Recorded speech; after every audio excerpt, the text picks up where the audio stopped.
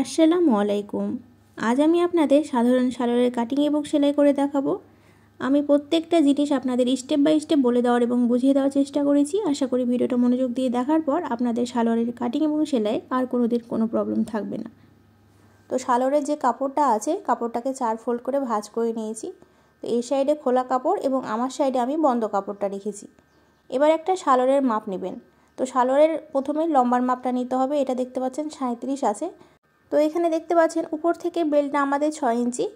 তো আমাদের বেল্টের কাপড়টা 6 ইঞ্চি বাদ দিয়ে আমাদের যে লম্বার মাপটা সেটা নিতে হবে। এবার হাইয়ের মাপটা নিব। তো মাঝের যে অংশটা এই অংশটা হচ্ছে আমাদের হাইয়ের অংশ।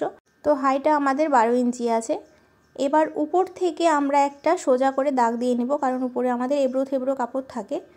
এবার উপরের বেল্টের কাপড়টা আমরা কত নিয়েছিলাম? 6 ইঞ্চি। তো 6 ইঞ্চি বাদ দিয়ে এখন আমরা হাইয়ের মাপটা নিব খোলা অংশ থেকে। তো 12 ইঞ্চি আমাদের হাই ছিল, 1 ইঞ্চি বাড়িয়ে নিতে হবে সেলাইয়ের জন্য, এবং ভিতর দিক থেকে আমাদের 1.5 ইঞ্চিতে একটা দাগ দিতে হবে। এবার আমাদের একটা বক্স করে নিতে হবে এবং কোণার অংশে যেভাবে একটু রাউন্ড শেপ দিয়ে নিতে হবে। এখন আমাদের এই যে এই সাইড থেকে 6 ইঞ্চি বাদ দিয়ে লম্বার মাপটা নিতে হবে। তো আমরা 38 ইঞ্চি লম্বা রাখবো এবং 2 ইঞ্চি এক্সট্রা নিব নিচের সাইডে উল্টানোর জন্য। তো আপনারা যতটুকু লম্বা নিতে যাচ্ছেন ততটুকুতে একটা দাগ দিবেন এবং তার চাইতে 2 ইঞ্চি বাড়িয়ে আরও একটা দাগ দিয়ে নেবেন। তো দেখতে পাচ্ছেন আমি একটা 40-এ এবং একটা 38-এ দাগ দিয়ে নিলাম। তো এখানে দাগটা একটু বাড়িয়ে নিলাম। এবার এখানে মোহরির মাপটা নিতে হবে। তো সাধারণত এই মোহরিটা 6 হয়, 1 ইঞ্চি বাড়িয়ে 7 ইঞ্চিতে দাগ দিতে হয়। এবার এই যে হাইয়ের এই অংশ থেকে এই অংশ পর্যন্ত আপনারা শেপ কাট দিয়ে এভাবে মিলিয়ে দিতে পারেন। তো এভাবে মিলালে কিন্তু আমাদের সালোয়ারটা অনেক বেশি লুজ হয়ে যায়, দেখতে ভালো লাগে না। তো আপনারা ভিতর দিয়ে একটা শেপ দিয়ে দিবেন।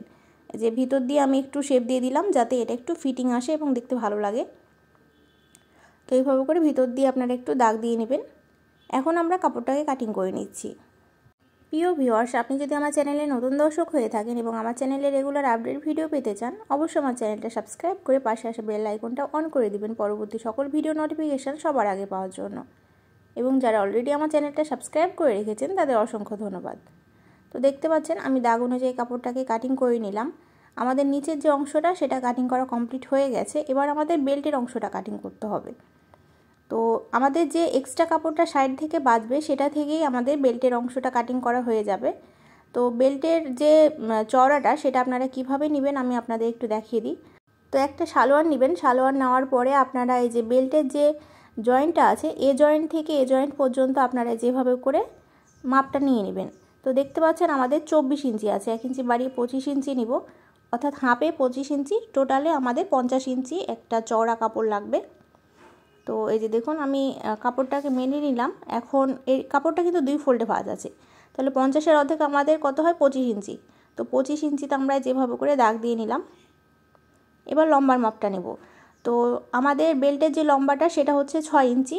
2 ইঞ্চি বাড়িয়ে নিতে হবে আমাদের চওড়া রাবারের জন্য এবং 1 ইঞ্চি সেলাইয়ের জন্য। তো আমি 9 ইঞ্চিতে দাগ দিলাম, অর্থাৎ বেল্টের সাথে আরও বেল্ট যেহেতু 6 ইঞ্চি আমরা আরও 3 ইঞ্চি বাড়িয়ে 9 ইঞ্চিতে আমরা এখানে দাগ দিয়ে নিলাম। তো আমরা এই স্কেলের সাহায্যে এখানে বক্স করে নিলাম। এবার দাগ অনুযায়ী কাপড়টাকে কাটিং করে নেব। তো বুঝতেই পারছেন সালোয়ারটা কাটিং করা কতটা সহজ। এখন আমি আপনাদের সালোয়ারটা সেলাই করে দেখাবো। তো সেলাই করার কিছু পদ্ধতি থাকে, সেই সব পদ্ধতি ফলো করে আপনাদের সেলাই করতে হবে। তো এটা হচ্ছে প্যান্টের কাপড়। প্যান্টের কাপড় আমাদের 2 পায়ের এবং উপরেরটা হচ্ছে বেল্টের কাপড়। তো প্যান্টের একটা কাপড়কে আমি সোজা করে রাখলাম, এই যে ক্রস দিলাম, এই ক্রসটা হচ্ছে সোজা সাইড। এবার অন্য যে প্যান্টের কাপড়টা আছে সেটা নিতে হবে। তো এটার সোজা সাইডেও আমি ক্রস দিলাম। তো এই কাপড়ের উপর এই কাপড়টাকে আমাদের উল্টো করে বসাতে হবে, অর্থাৎ দুইটার যে সোজা সাইডটা সেটা ভিতরের দিকে থাকবে। এবার হাইয়ের অংশটা ভালো মতো করে মিলিয়ে আমাদের 2টা হাইয়ের কাপড় এই যেভাবে করে মিলিয়ে ধরে সেলাই করতে হবে। তো আমি অফ ক্যামেরায় এই যে কাপড়টা সেলাই করে নিয়েছি। এখন আমাদের মোহরির অংশটা সেলাই করতে হবে। তো মোহরির জন্য আমরা 2 ইঞ্চি কাপড় এক্সট্রা রেখেছিলাম। তো যে 2 ইঞ্চি কাপড় এক্সট্রা রেখেছিলাম সেই 2 ইঞ্চি কাপড় উল্টো সাইডে ভাঁজ করে আমাদের উপরের সাইড দিয়ে একটা সেলাই করতে হবে। একইভাবে আমাদের অন্য যে পায়ের মোহরিটা আছে সেটাতেও আমাদের 2 ইঞ্চি উল্টিয়ে তারপর উপরের সাইড দিয়ে সেলাই করতে হবে। তো আমি একটা করেই সেলাই দিব, আপনারা চাইলে বেশ কয়েকটা সেলাই দিতে পারেন। তো আমি আপনাদের বোঝার সুবিধার জন্য আপনাদের একটু সেলাইটা করে দেখিয়ে দিচ্ছি। দেখুন, তো আমি 1 ইঞ্চি করে 2বার ফোল্ড করে ভাঁজ করে নিয়েছি। তারপর এই উপরের যে খোলা অংশটা সেটার উপর দিয়ে একটা সেলাই করে নিলাম। এবার কাপড়টাকে আমরা যেভাবে করে ভাঁজ করব। তো উল্টো করে ভাঁজ করার পর আমাদের যেহেতু 1 ইঞ্চি কাপড় এক্সট্রা ছিল মোহরিতে, তো 1 ইঞ্চি ভিতর দিয়ে এখন আমরা সেলাই করব। তো একটা মাথা থেকে অর্থাৎ একটা পায়ের মোহরি থেকে অন্য পায়ের মোহরি পর্যন্ত আমাদের সেলাইটা নিয়ে যেতে হবে। তো এই যে দেখতে পাচ্ছেন এটা হায়ের অংশ যাতে দুটো সেলাই একসাথে মিলে সেদিকেও লক্ষ্য রাখবেন।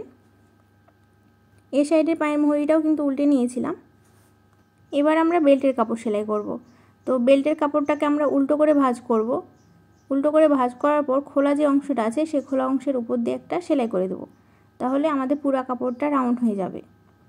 তো এখন কাপড়টাকে আমরা 2 ফোল্ড করে ভাঁজ করব। এক সাইডে থাকবে আমাদের সেলাইয়ের অংশ এবং অন্য যে অংশটা আসবে সেখানে আমরা একটা কাট বসাবো। এবার আবারও 2 ফোল্ড করে ভাঁজ করব, অর্থাৎ 4 ফোল্ড হয়ে গেল। এখন এই অংশে আরও একটা কাট বসিয়ে দেব, অর্থাৎ 4টা মিডল পয়েন্ট আমরা বের করে নেব। এই যে দেখুন সামনাসামনি 2টা, এই সাইডে একটা এবং সেলাইয়ের অংশ একটা। তো প্যান্টের কাপড়ের আমাদের যে 2 পা সেটাতে আমরা সেলাই করে নিয়েছি, এখন 2টা পা কিন্তু আলাদা হয়ে গেছে। এখন আমাদের বেল্টের কাপড়টা এটার সাথে লাগাতে হবে। তো বেশ কিছু পিন নিয়ে নেবেন, পিন নিলে আপনাদের সেলাই করতে সুবিধা হবে। তো বেল্টের কাপড়টা আমি সোজা করে নিলাম।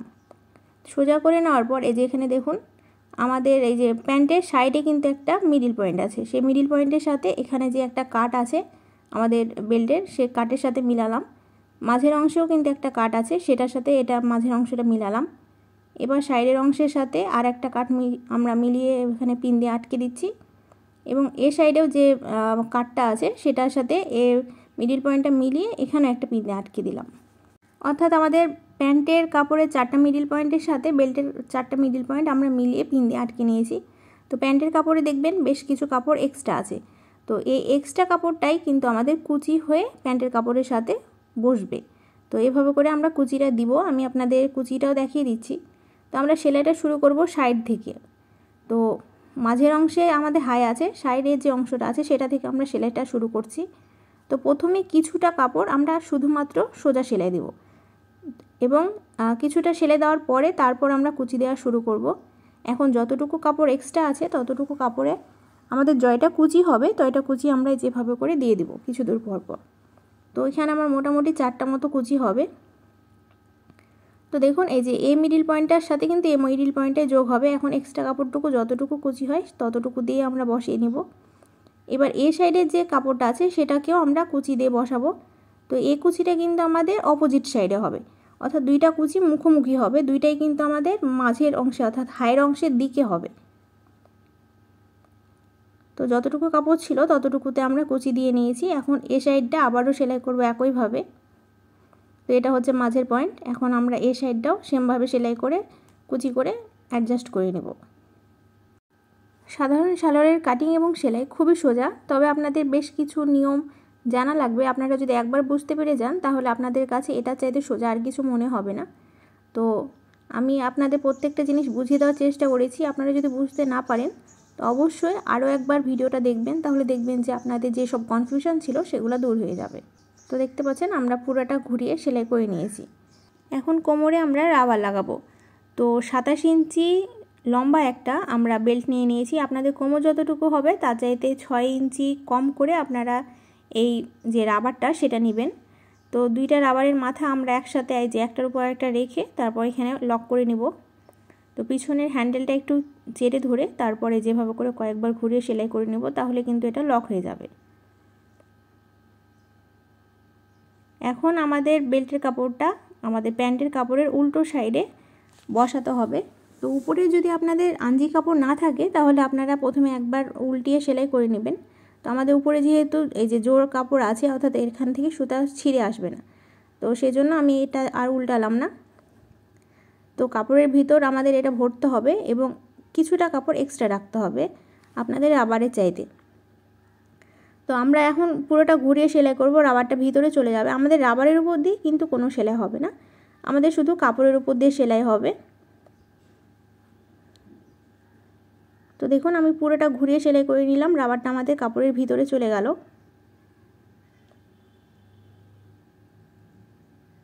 এখন আমরা 2 হাত দিয়ে এভাবে আস্তে আস্তে করে টান দিব, তাহলে কিন্তু কুচিটা আমাদের সমান হয়ে যাবে। এখন রাবারের উপর দিয়ে আমাদের আরও একটা সেলাই দিতে হবে, না হলে কিন্তু পরবর্তীতে যখন খাঁচবেন তখন রাবারটা উল্টে যাবে এবং এটা আর পরার মতো থাকবে না।